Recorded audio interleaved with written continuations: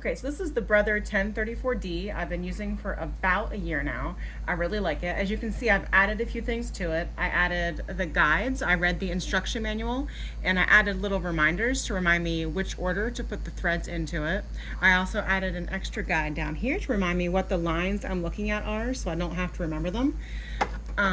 Inside the machine, they take you through the entire threading process. This is usually the thing people worry the most about is threading it, but I've never watched a tutorial and it's pretty self-explanatory if you're used to threading a sewing machine at all.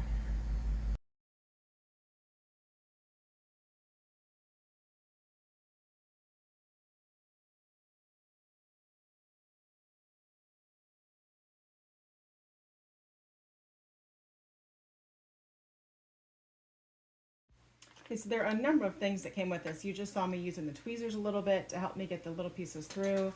I also used the brush that it came with fairly often to get all the fuzz off of it. I turn it on now. I can make my first little tail here.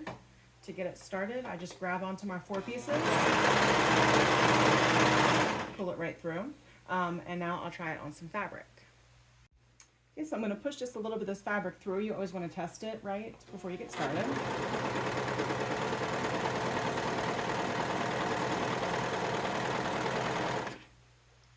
So here you see it's putting a nice little chain on there. It's nicely cutting the fabric. It puts it right in here for me. I do really love this machine. I think if you sew for a living, certainly it's worth buying. More expensive serger, but if you're just a hobbyist, this is a great machine that makes it so much easier to work with knits, and I think it really helps me sew more often.